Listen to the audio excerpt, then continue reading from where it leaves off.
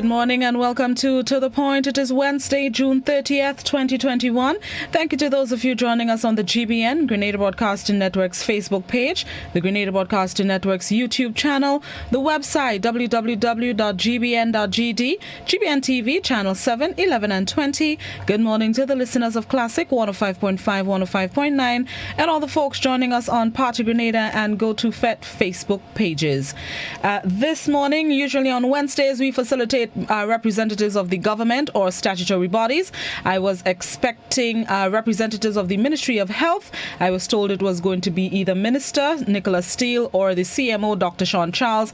However, I have not seen either of them logged on to the Zoom link as yet.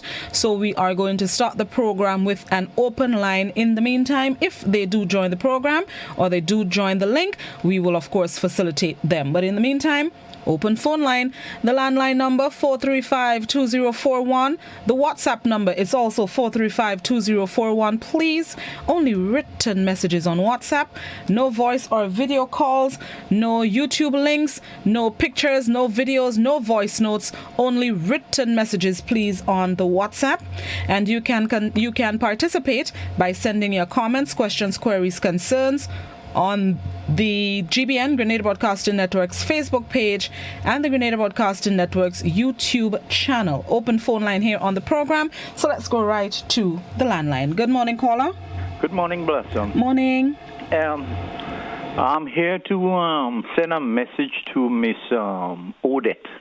Is Odette Best, I think is her name? Mrs. Campbell, yes. Campbell. Right. I want to thank her very much. You know for what? No, I don't know for what. For having Mr. Dennis Chabral on Monday's night. On Beyond the Headlines? On Beyond the Headline. Oh, how I love to see this man. I mean, he was in the early days with Kana News, the time of the revolution. He was giving the news from this, and I was very, very glad to see him. So I thank Miss Odette Best, if he's listening, so very much for bringing him on the show. Thank you. Thank you very much for that. And I'll pass it on to her just in the event that I know she's tuned in, but just in the event, let's say she stepped away from her desk, I will pass on the thank yous to her on your behalf. Good morning, caller. Morning, Blossom. Morning. I get you by surprise. I just make it. But I wanted to say something. The recent attack on the police.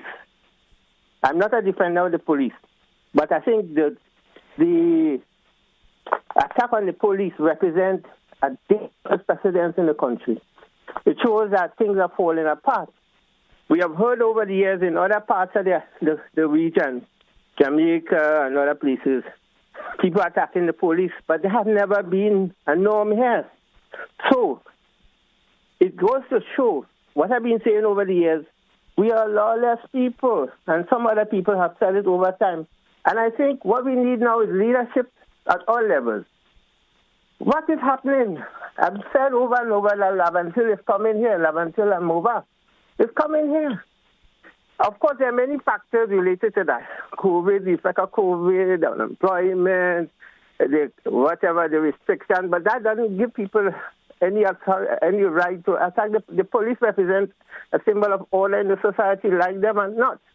So if we start attacking the police, notwithstanding that they themselves have to come up to speed, but it's dangerous because it's kind of frightening, to say the least. And the way the news said it, I hope that we can do something as a society to arrest the situation.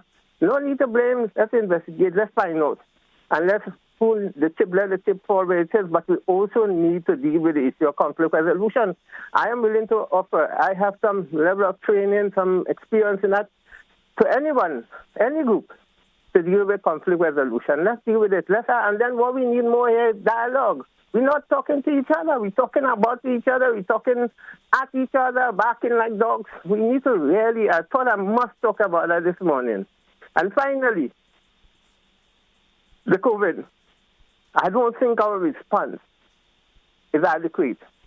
My friend, Dr. Bowles, who I got to speak to us in Grenada in January, sent a note for me recently. More than one note. One of which she said she was so proud to see the news on Cuba. On Cuba, This is Americans saying that, the news on Cuba and Tonga, they're advancing their vaccine. And by the way, you probably by know I'm not an advocate of vaccines, but the truth is the truth. So she said she's very pleased with the thing on Cuba. And secondly, she said that it is from all notes, she said the research is showing, the evidence is showing that the virus is mutating faster than vaccine could really deal with the situation. So we need a new approach. We need more comprehensive approach. Vaccine is not the only way to go. The vaccine-only approach would not work. It is really losing the war.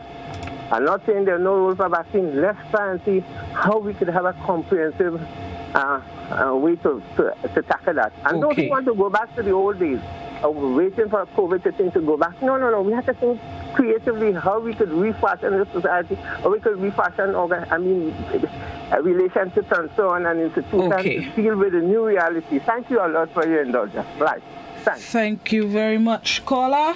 And at this point in the program, we are joined virtually, of course, by Minister of Health, Nickolas Steele. Good morning, Minister Steele. Thank you so much, sir, for joining us. Good morning, Blossom, and good morning to all of your viewers and listeners out there. Thank you very much. This morning, sir, first things first, am I the winner of the vaccine lottery, sir? We'll know about 2:30 today. The draw by our lotto will be done at 2:30. So can you explain why there was a delay? I know initially the date for the draw was the 27th, which I believe was on Sunday gone. Right. Well, this is a little more complex than just your regular lotto draw or your raffle draw where persons purchase tickets. So we just needed to make sure that everything was working properly for the official draw. So it took 2 days longer. Well, 3 if you count today being Wednesday. And I was curious as to why it won't be, should I say, a public draw or done in the public or for the public to see? How can I put it? Why it won't be that I can actually see my name coming out of the box? Well, 2 things. One, it's not a name that's coming out of the box because remember the list of individuals, it's basically a medical record because you came forward to receive a vaccine. So Lotto gets numbers that correspond to persons' names. Lotto will be drawing one of those numbers, and then the Ministry of Health needs to contact that individual because not every individual may want their name broadcast. Whereas when you purchase a Lotto ticket, you are purchasing that ticket under certain conditions, that your name, etc., would be released or that you know that the draw is public, etc. Whereas this is for individuals who came forward to get a vaccine. So we draw anonymously and the person is contacted. And if hopefully the person agrees to, then the name will be made public and you will see the person out there saying that they have won. I'm sure if it was you, you'd be there jumping up and telling everybody. But not everybody would want to go that route. Fair enough. Okay, understood. What can you tell us about the latest in government's vaccination drive? That's I haven't heard an update lately in terms of the turnout for people at the vaccination sites, as well as additional supplies, whether it be AstraZeneca and any other brand of the vaccines that is scheduled to arrive in the island in the coming days, weeks, months. Yeah, we're at 14,000, just over 14,100 individuals have received the second dose, and just over 19,000 individuals have received their first dose. That is as of yesterday. We still have ample stocks of AstraZeneca, and as always, unless I have any other vaccine or additional vaccine stocks on hand or we know it has arrived on island, we don't count it. Okay, let me see if there are any questions. I know there were a few questions a few weeks ago in relation to the government's drive for vaccine. And so actually, earlier this week, there was a viewer on one of the programs. I'm trying to remember if it was To the Point or Good Morning. And one of the questions that they had was in relation to management at the General Hospital. specifically how things are run at the hospital, the way things are administered at the hospital, customer service at the hospital. Is this something that the Ministry of Health has looked into, considered ways of improving the services at the hospital? Well, I think with health, there's always room for improvement. And I do believe also from a private sector background as well, with respect to customer service, one can always do better. So yes, it is an area that we constantly are looking at. It is an area that we do receive complaints about. And as such, it's one that we look forward to being able to offer better and more services, a better standard of customer service, and also more timely response on certain queries, concerns, and the way we handle any and everything. And in relation to the hospital as well, this has reminded me of an issue, a concern highlighted by members of the public in relation to deaths at the hospital, specifically, and I know we dealt with this a few weeks ago, but it continues to raise its head. Deaths of babies, young adults. Just yesterday or day before, there was a young mother that passed away in the ICU, and the concern is really what's causing what seems to be, I don't want to say an increase, so let's say a lot. What's causing so many deaths of young people, of babies at the hospital in Grenada? What's the common factor? I'm not aware of any increase or significant increase in the number of deaths for babies, as you say. That I'm not aware of. But I am aware that in the hospital, sometimes, no matter whatever efforts the team there tries, that they are not able to save individuals. We are mortal beings. So the team of doctors and nurses provide human service and do their best. But there are occasions, many occasions, at the General Hospital where it is either too late or science, medicine, etc., just cannot do anymore to save us. And my time will come with that. Your time will come with that as well, no matter how good the service is at the General Hospital.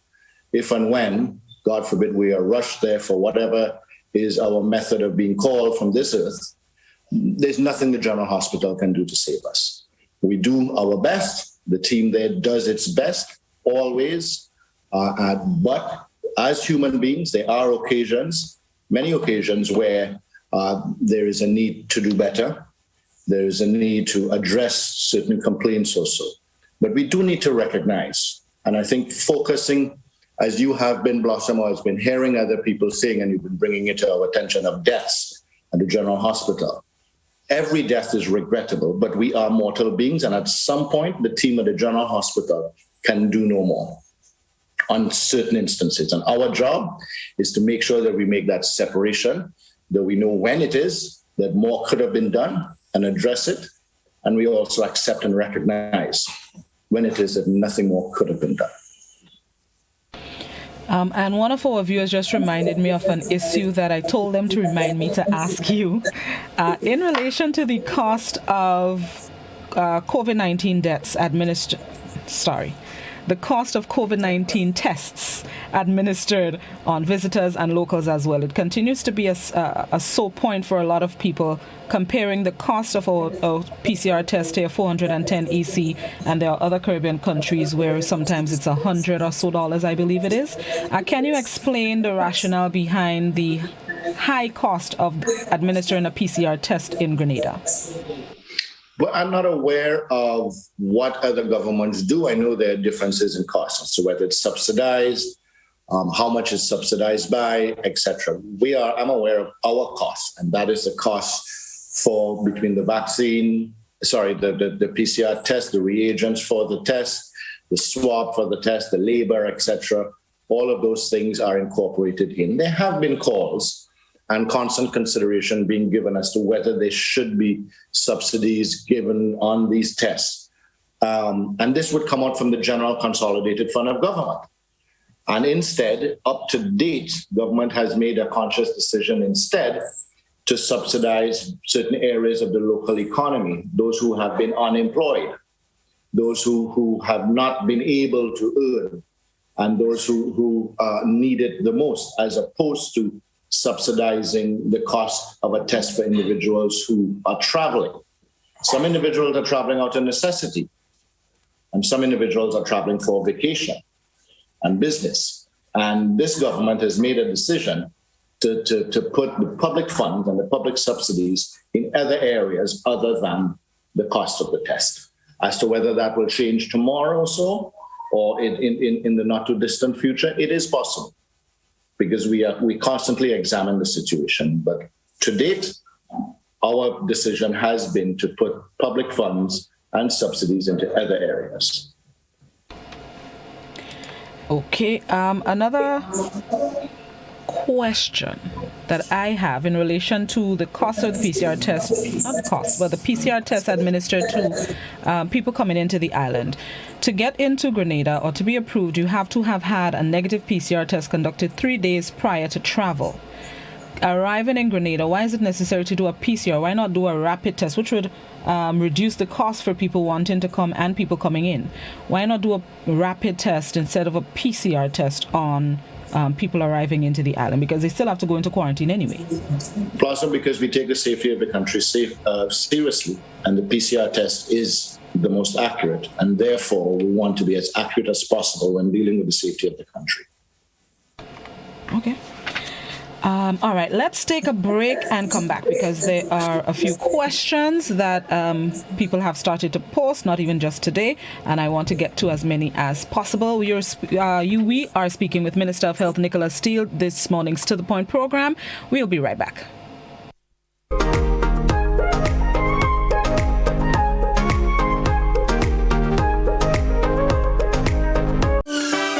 Montreal, it's time to line virtually one more time. Gemma Rayburn Baines here for Spice Island Cultural Festival, a celebration of Grenada, Carriacou, and Petit Martinique. This summer's festival is a celebration of life with food, fashion, music, and culture. Join us online Saturday, July 10th, 3 p.m. on Facebook and YouTube at Spice Island Cultural Festival. Info, spiceislandculturalday.com.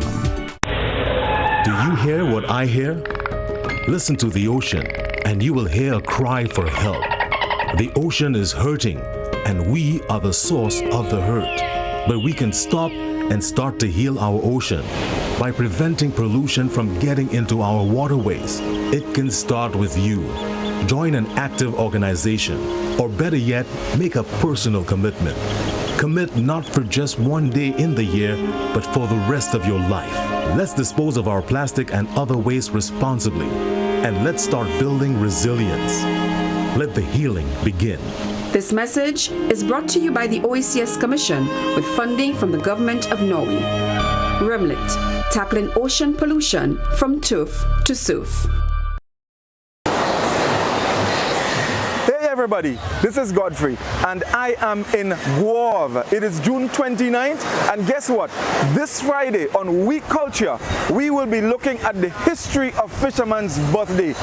When it started, who started it, and what it's all about. Be sure to join us. Shasi will be joining us, all right? So be sure Friday, me, Scholar, Risi, and Doc, Fisherman's Birthday on We Culture. See you there. Looking for that injection of vibes and energy, of course? Well, I've got just that. Hi, my name is Gary Mr. Smooth, and I'm inviting you to join me on the Hot Morning Show on Hot 98.5, 98.7 FM. Weekdays, Monday to Friday, 6 to 10 in the morning. I've got a healthy dose of your favorite and most infectious hits sampled with information, news, laughter, and all the other ingredients that go into making the hottest morning show on the radio, The Morning Heat. And while you're at it, don't forget to hit us up on WhatsApp, 435-7517. We've got topics, we've got discussions, calls, voice notes, and so much more. But I can't tell you everything. You gotta tune in. The Hot Morning Show on Hot FM 98.5, 98.7 with yours truly, Gary Mr. Smooth. Kaboom!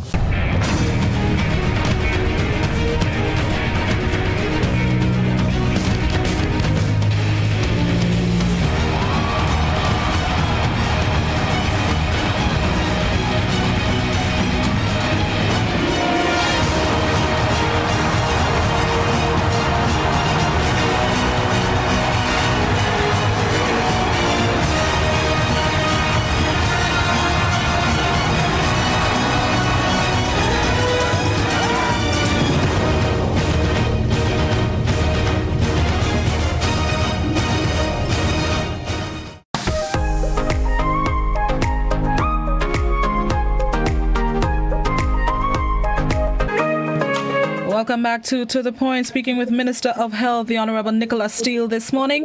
Let's get into some questions. I don't want to lose a lot of them that I miss some questions based on time. So let's get right into it. A Facebook, hold on, 49s, no. So let's go to a Facebook question. Somebody on Facebook, Minister, is asking, can you give us statistics on how many people have died and or have been affected after taking the COVID-19 vaccine? And can you explain the ICCPR Article 7, which states that no one shall be subject without his consent to medical or scientific experimentation? The last time you were asked, you changed the question. Please explain. Grenada signed in 1991. Well, that person keeps trying this UN charter.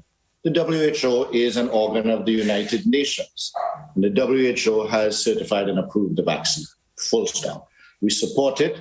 We don't have anybody here in Grenada that has died from taking the vaccine, as I gave the numbers of individuals who have received the vaccine.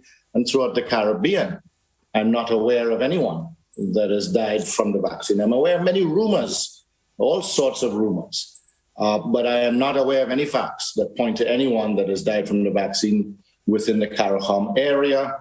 And also, I think we need to look at the billions of people now that have taken the vaccine, and it is safe and effective. All right, let's go to the landline. Good morning, caller. Good morning, Sister Possum. Good morning, Ms. Jacob. How you do? Well, I could raise you and my wonderful, beautiful minister, take you from the studio and bring you right in Wester Hall on my back. Understand me? Okay. Go ahead with the question, Ms. Jacob. My brother, good morning, darling. Morning, my dear, morning. How you do? Doing well, as best as can be under the circumstances. This kind of rumors they put in the hospital. Let me tell you something. I was in hospital last week Saturday. Last week I was in hospital week before Saturday. And I come out last week Tuesday. And I get the best treatment. High top treatment. The governor general won't get that treatment as I get. Let me tell you something. These people that are running the Maudi, they better be careful. Because I don't tell them when I was going out, I say, watch. You better watch all yourself. How are you talking about that hospital over there with my minister, the biggest Steele in the world? I love you, brother. The hospital is very good. I get good treatment, especially those nurses, those night nurses and them. They come in and see if I'm okay because I had drops. My God, boy. I get the best treatment in the world. So, my dear sweetheart, you just keep up your good work, brother Steele. And I'm praying nobody can beat. You know what happened to me? I reach up at the gate already, and I see a beautiful, handsome lady running. And I run in to follow her, but I didn't know somebody there behind me. They said, Teresa, and I turned back, I come right back down, because I had a good work down here taking care of me Prime Minister, and then I can't go, especially I have a wonderful Prime Minister in Tito Lynch. Thank you, Ms. Jacob. Have yourself a good day. So God bless you, brother Steele, and keep up your good work. Don't let nobody dampen your spirit. Okay, sweetheart? Thank you very much, Ms. And Jacob. Blossom, it really is nice when people take the time to thank the individuals who are providing human service at the General Hospital. Too many times we seem to focus only on the negative and not recognizing that these individuals are providing human service and saving so many lives. And that we are mortal, as I said. We are mortal, and there are certain times that they fail, and that's natural. There's certain times that they fail, but it is always nice when someone takes the time to give good recognition to the team at the General Hospital. So thank you to that caller. All right, let me go to WhatsApp. Somebody on WhatsApp says, according to COVID vaccine maker AstraZeneca, on Tuesday, June 15th, revealed it had hit a setback in trials of a treatment for the coronavirus. The Ministry of Health said the vaccine being administered to Grenadians, that it has already completed the trials and it is safe. Who is the correct vaccine maker, themselves or the Ministry of Health? I think the caller is being literal. The trials are complete for individuals between 18 and up. All of the vaccine manufacturers are still continuing tests and gathering information with respect to minors, individuals under 18, etc. So the caller just needs to read some more before coming on air and creating the wrong impression that there's something wrong with the information we're giving. I think the caller is not understanding the process that the vaccine manufacturers are going through. And yes, there will be trials going on now, especially where, in particular, persons, as I said, under 18, or the persons with certain conditions that the vaccine manufacturers and the World Health Organization had said in those rare instances they shouldn't take the vaccine out of an abundance of caution. There would be constant work going on that. There's constant work going on. There's constant evaluation going on. Let's go to a YouTube question. Somebody asks, what is the ministry doing to get the other Caribbean governments to come together and get the WHO to approve the Cuban vaccine if you all want persons to take the vaccine that the public trusts? We are not approving vaccines. The WHO, Pan American Health Organization, approves vaccines. When they approve the vaccine, we will look at getting a vaccine for our people. We will not approve a vaccine on our own. In my opinion, and in the opinion of most of our CARICOM brothers and sisters, Ministry of Health, that is, we don't have the internal capacity to do that. We rely on the WHO for that approval. There are one or two countries, larger CARICOM countries, that do have that capacity or have made that decision on their own. It is a sovereign decision. Grenada continues to adhere to the original principle that we said, which is that we will only use a vaccine that is approved by the WHO. I think what the person is really asking is if Caribbean countries, maybe CARICOM countries specifically, can come together and encourage the WHO to speed up approval of the vaccine? Is there... But Blossom, we got to be careful because there's some people out there saying this thing happened too fast. And then you have other people saying it should happen faster. It has to happen in its due time. We will not ask the WHO to go slower or faster. This is science-based. It has to go through its process.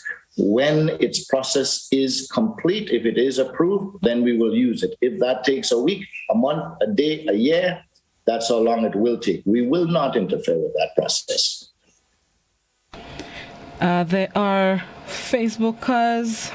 We'll make sure it's just Facebookers, and I think one WhatsApper. Not satisfied with your response in relation to the deaths of babies and young mothers at the hospital. One person asks, has any investigation been done regarding the report of babies and pregnant mothers' deaths? The report demonstrates that there has been an increase.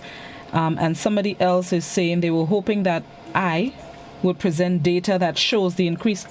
I do not have that information, that I would present data that shows the increase in babies dying compared to the past years, and what's the main reason for the change based on the investigation conducted, because there must also be an investigation done on these things.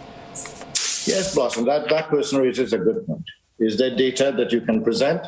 Is there data that anyone who put whatever in the newspaper or so can present?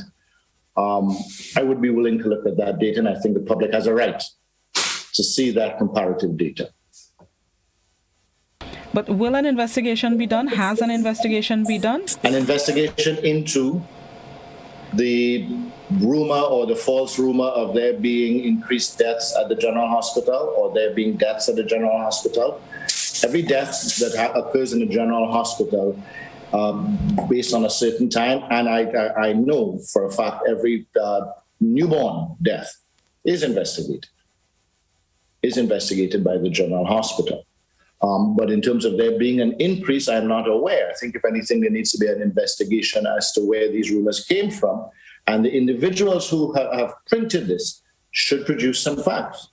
If you want, we can produce some facts to defend ourselves, but the facts may show something different. And I think it's a valid thing. Maybe the Ministry of Health should do that and just do the comparative data of deaths at the General Hospital so the public can see for themselves. I agree, but even if, as you put it, even if they are just rumors, I still think that an investigation needs to be carried out, because whether it's one death or 10, the information is coming from somewhere. So even if an investigation is done and it's proven that the report in the newspaper was false, or it could prove that it was correct, but an investigation needs to be done to verify which side of the fence that report was or is. Yeah, I think the best way is to release the comparative data, and I hope you'll give it that much attention. Much attention there, yes. And take the editor of that newspaper to task if the information says otherwise, because that's one of the first things they should have done.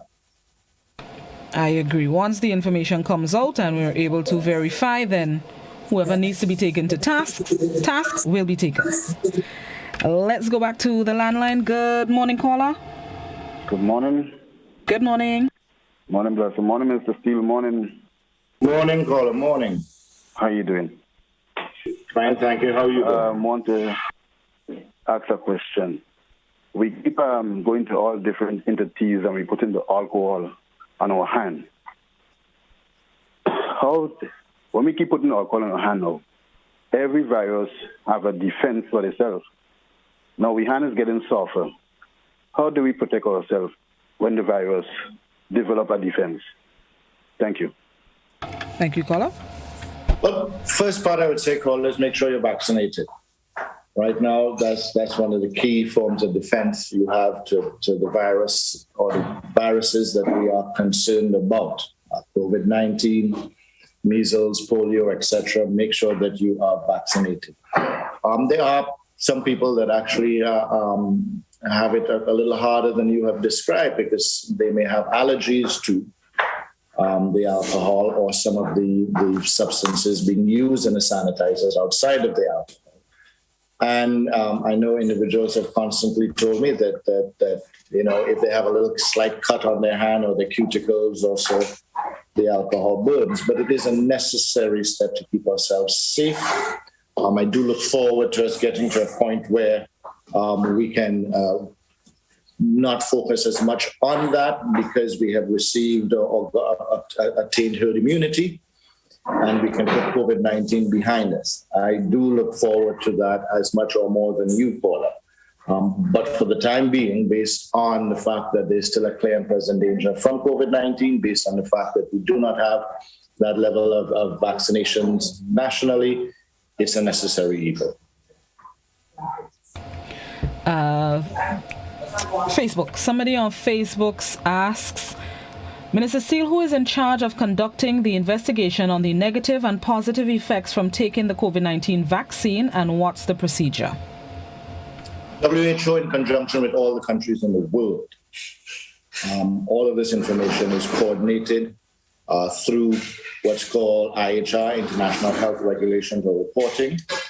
Our epidemiological team actually work independent of, in terms of recording the number of individuals who have received the vaccine and any reports of serious side effects. Let me stress, serious side effects.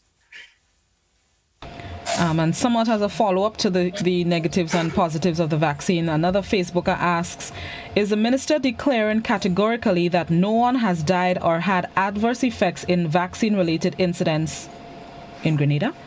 Have any such incidents been investigated, or are there any ongoing investigation into suspected cases or the rumors he has heard?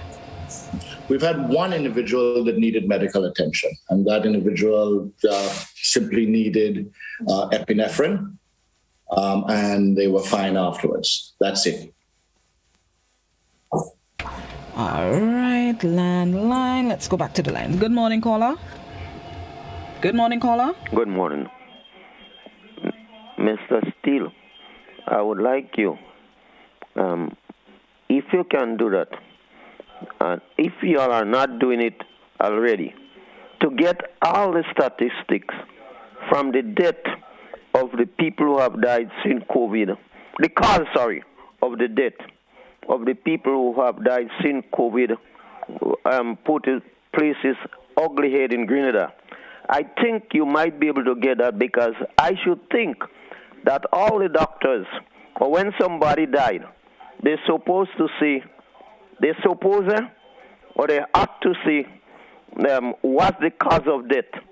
I want you to give me that next time you come on these programs like this. So then I would be able to assess for myself, if you cannot do it, well, how many people died from, if they would record that, how many people died from COVID? Because you must have, I should think, if they die from consumption, TB, or whatever it is, this statistic must be there, maybe in the health department, or in every, I don't know how they do it, how they get the doctors to certify the person died from malaria or this or that, or they die natural death. This is what's very important for me.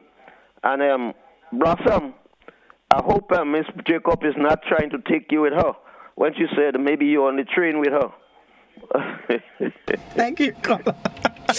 Caller, I know every day when we release the COVID figures in terms of vaccination, number of cases, and so we also continue to state the number of individuals, or it's one individual who has died in Grenada from COVID. But I think what you may be asking is you want to see a complete breakdown of all of the deaths and the causes of all of the deaths, so that you can make a determination for yourself. That information isn't made public, but we can try to see in terms of viral and non-viral death, non-communicable, for in those persons who have died from a heart attack or stroke or other things, or motor vehicle accidents, that is also produced. So you have individual bits of data with respect to deaths or cause of deaths that are produced, but not a holistic database for the public to view.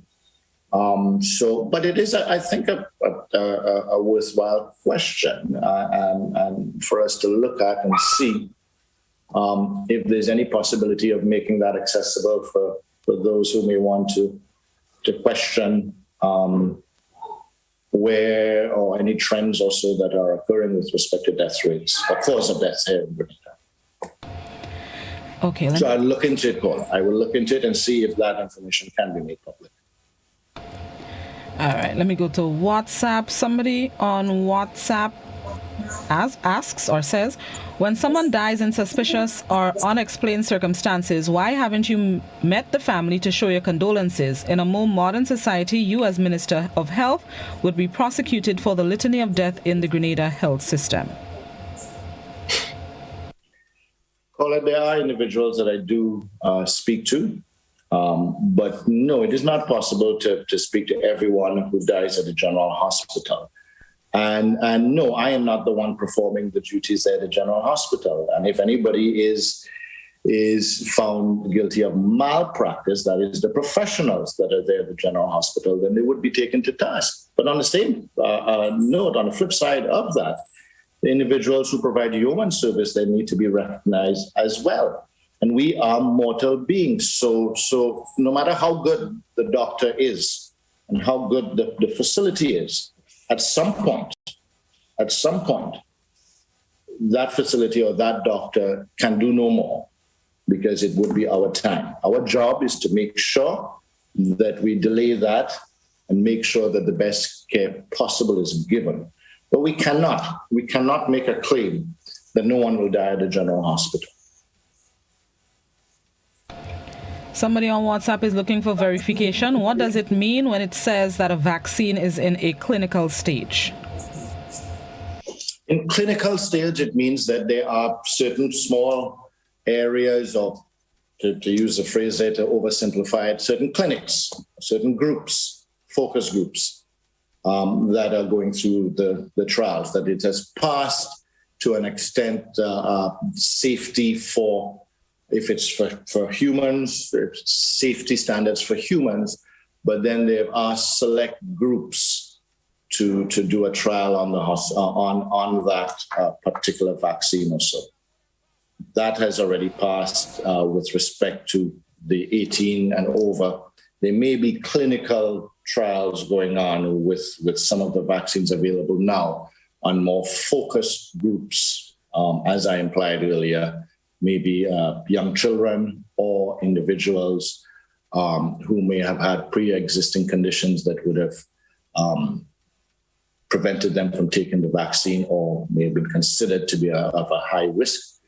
So to make a determination. And the vaccine manufacturers and the countries have been quite public with it. The UK announced a month and some ago that they were doing trials on individuals under 18 with the AstraZeneca, clinical trials.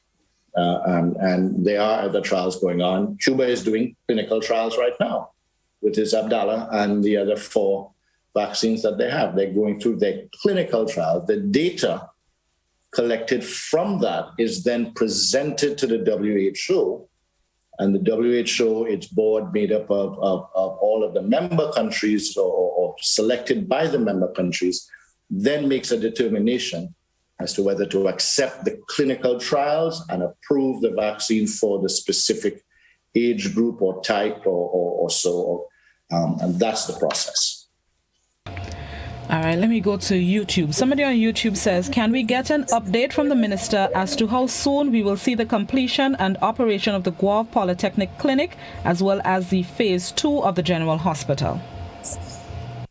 I do hope both should be functional sometime in the month of August. I am looking forward to that as well, to have both of them up and running within the month of August.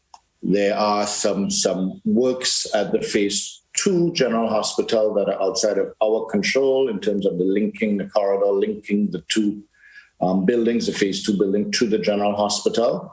Once that is complete, we would expect a fully functioning phase 2.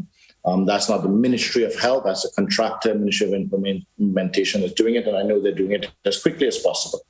The only reason I'm leaving that caveat there is we found lately there have been delays with respect to shipping, etc. Things aren't as regular as they have been before. So I want to give the contractor and the Ministry of Implementation that leeway. But if everything goes according to plan, construction-wise, just that little piece, we should be able to open both facilities by end of August. All right, back to the phone lines. Good morning. Yes, good morning, Citizen Welsh. Good morning to you. I guess Mr. Steele. Can Mr. Steele hear me well? Thank you. Very well, Citizen Rollo. Very well. Quite interesting. Listen to me, Mr. Steele. There are so many things to ask you, but with time constraints as it is, I want to refer to this one. Do you have a list of the laboratories, private laboratories outside of the state-operated laboratories in this here country that have been legally commissioned to perform the quote-unquote PCR tests? Can you give us? And the second thing is this. Do. And the second thing is this.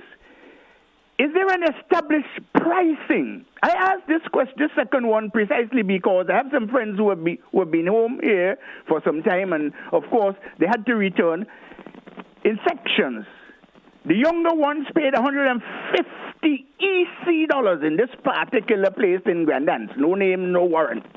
And then the mother and another elder person within the family, 3 weeks after, had to pay $350 EC. Wide variation.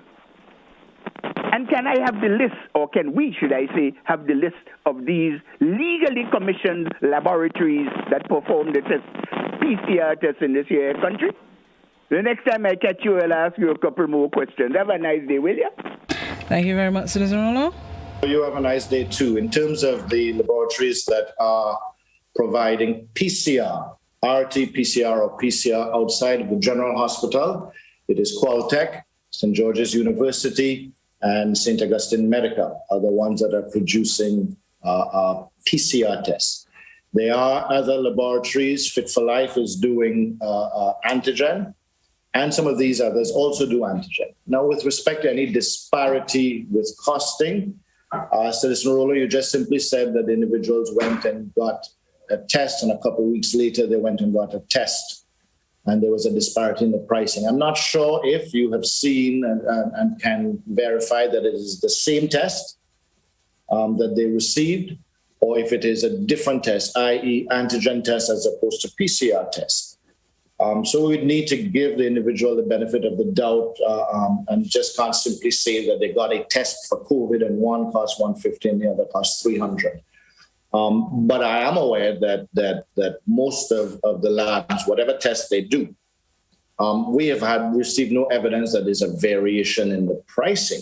We would be very curious, and if anyone has seen that, in other words, that you're going for an antigen test to this establishment and 1 week over another week, there's a significant difference or variation in the costing, we would be interested in looking at that. But we have no evidence of that. Everything we've seen so far is that the laboratories are above board and still worthy of their continued certification.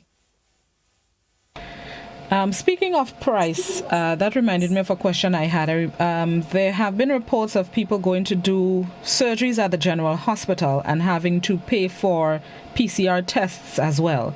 And I remember very early in the COVID-19 pandemic, the report was if you're going to do a surgery at the hospital, you shouldn't be asked to pay for PCR. Has that changed? Can you explain why there are some people paying for surgeries at PCR tests in addition to the surgeries at the hospital? Individuals pay for all of their tests at the hospital, all of their tests, unless they prove that they are not in a position financially through the social officer or so there at the hospital, that they can't afford to pay for their tests. But individuals pay for all of the tests, blood tests, urine tests, stool samples. All of these tests are necessary depending on the type of surgery that you are having. And unfortunately, a COVID-19 test is also required now for surgery. So therefore, the standard is that individuals have paid for all of their tests needed for surgery. Okay. A Facebook question. Last night on GBN News, a mother was asking for financial help to get U.S. visa and other expenses to get her baby, who has a hole in his or her heart, to do surgery in Miami. Can the Ministry of Health work with the U.S. Embassy and have that visa issued to her via their office in Lansapine? Flying with a baby with heart problems for visa, then flight to Miami is too much in my opinion. What assistance can the Ministry of Health provide for this mother? I did see that article too, and I intend to address that this morning as well in terms of seeing what additional help. But we can't go to the U.S. Embassy and make those sort of requests or demands from them. We can ask that any and all courtesies be extended as best as possible, and then to see what other forms of assistance we can give. But in terms of the visa or entry requirements into the U.S., that's the U.S. sovereign, a sovereign issue for the United States. We can only request courtesies. All right, let me see. There was a question I just fall on Facebook, I believe it was. Somebody on Facebook, right. Minister Steele, can you tell us about the consultants who are doing surgeries at the General Hospital and charging a lot of money, which the government does not benefit from while they use hospital supplies? I think that's an issue that is being addressed, has to be consistently looked at in terms of the individual surgeons or doctors who have what's referred to as admittance privileges or the ability to do surgery at the General Hospital, and we must find a balance. So yes, the issue that the caller has raised is one that is being looked at, is being addressed, and to make sure that the government and the General Hospital gets its fair due as well, and that it doesn't result in just a simple increase in the cost that individuals will have to pay a private consultant or so to receive surgery. Landline, no landline. So let me go back to Facebook and YouTube. Oh, I just asked that question. Somebody just posed the same question on the young mother on the... Okay, the phone is ringing while I scroll through the social media. Good morning, caller. Good morning. Good morning, Mr. Steele. You know, already you hear, making sure, Mr. Steele, you hear that slang fellas who say, why you will let dog better than you? And, you know, so I say that to say, you know, the Ministry of Health, together with the to the veterinary division, have that thing outside. They give come in and vaccinate dogs for rabies. So I wonder if you could take up that same slack, Mr. That same initiative in terms of like coming out there with that same system and announcing that the Ministry of Health willing to come and give people vaccinated that. And had it time maybe to go out in the health center, or maybe kind of don't have the money to pay the boss, or maybe don't want to go and wait too long in line to get the vaccine. If the Ministry of Health could take up that, the similar way they're doing to the dogs, because you know they're reaching out to the dogs for not catching rabies. I think they should reach out to the people too for not catching the corona, because it's a dangerous virus, and you're calling on the people to take the vaccine. So it's one way of reaching out to them, to make people feel well like they're better than the dogs, rather than people saying, well, boy, you go let dogs better than you. All right, thank you. Thank you very much. Caller, my first comment on that is it's a good point, but a very bad example. But yes, the ministry does have what's referred to as pop-up vaccination clinics in certain areas to make it more accessible for individuals, especially on Saturdays. And we are looking at doing more. We're limited with respect to the resources and in particular staffing. It's the same community health nurses and doctors that are around during the week that are available on the weekends. But yes, I think it's a valid point to have more and more community physical presence, community outreach for individuals who just may not have gotten the time, energy, or resources to make it to the health center or the Karani James Stadium. There was a Facebook question. What is the status with the dialysis center promised for the General Hospital? It's almost complete, the physical work. And again, as part of the phase 2, I do expect that to be open in my conversations with Minister Thomas and PS St. Paul. They assure me that everything is going according to schedule. Again, it's physical work and prep, the equipment, etc. In general, is here on island. We announced months ago a nephrology nurse and nephrologist from Cuba that have been on island as well. So the individuals as well are on island. It's just to put the final pieces. And the last update I got in the last week from Minister Thomas did show that they were on schedule and working feverishly to complete. Somebody on WhatsApp is asking, I took the vaccine last Friday and my hand is still swollen very badly. What should I do? That does happen. Remember, the vaccine, the needle would have gone through to the muscles, etc. But you can contact one of our nurses or doctors just to raise the concern and to make sure that there isn't anything else also there. But yes, I have had reports of individuals having a soreness in the area of the vaccination for quite some time. But you can go to your doctor or nurse just for verification. As we close this morning, Minister, any final thoughts as well as any other incentive for vaccinated or to encourage people to get vaccinated in addition to the lottery in which I will win this afternoon? No, Blossom, I look forward to getting the results of that draw and having someone receive double benefits this afternoon. I'm assuming it should happen by about 3 o'clock, 2:30 draw and verification, etc. And so everything by 3. I've disqualified myself from it, and all of the employees of Lotto are disqualified from it. But I look forward to any of the individuals who have come forward, or one of the individuals who have come forward to make that difference, to get us past COVID-19, to receive some additional benefit from it. These have been difficult and hard times for us all. So this added benefit, I think, is going to be welcome by most, if not all, who have received the vaccine. We need to have more individuals come forward and take the vaccine so we can get past this. I am tired, you are tired, we're all tired of talking about COVID-19 and having COVID-19 affect us. And the one and only way that we can get past that is to get to that level of vaccination. We are seeing other countries that we were way ahead of and that we were looking at in the news, shaking our heads, feeling sorry for them. They're gone way past us now with the level of vaccination and almost out of this COVID-19 plague, including large countries like the US, like Canada, like the UK, and some of our Caribbean nations, etc. I do hope that we are not left behind.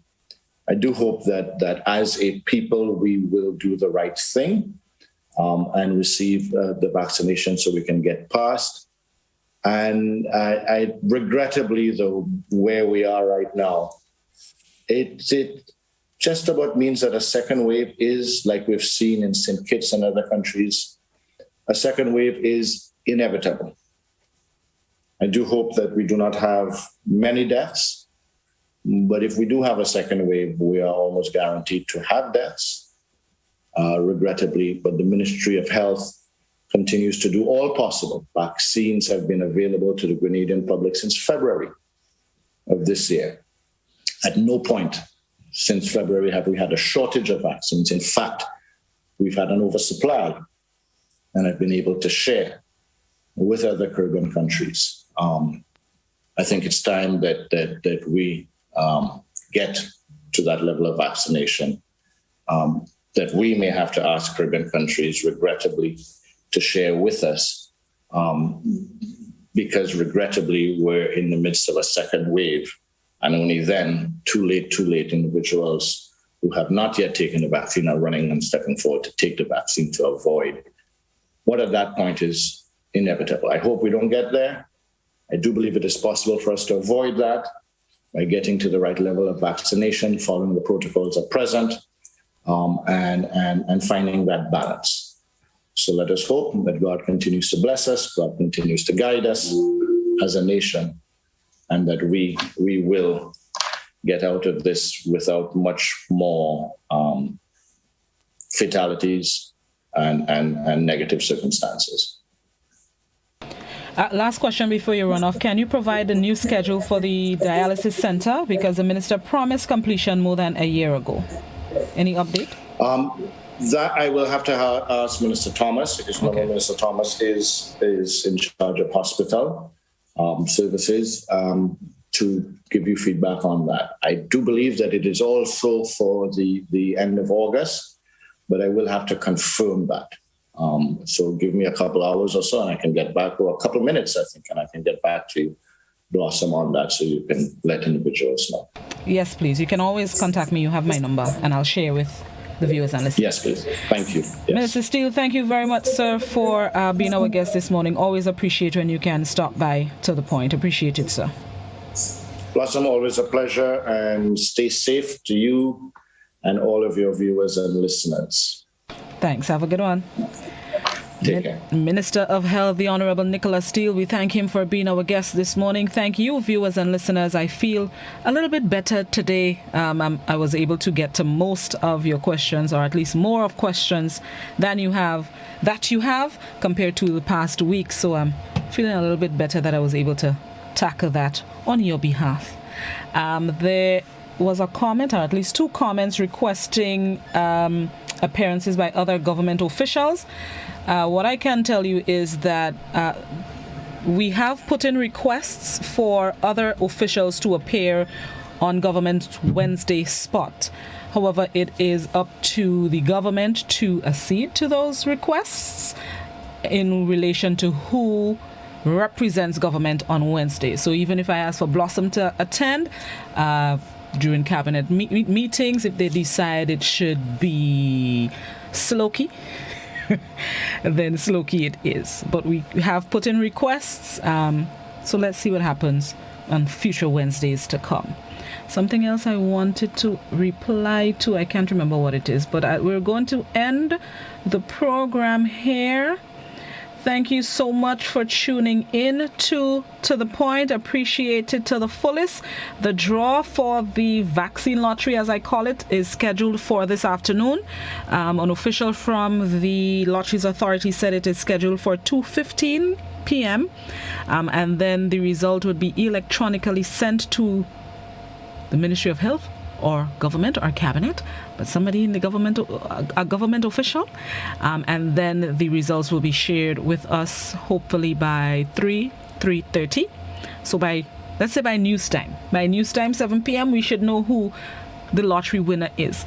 Let's see if my name, fingers crossed, could do a little change.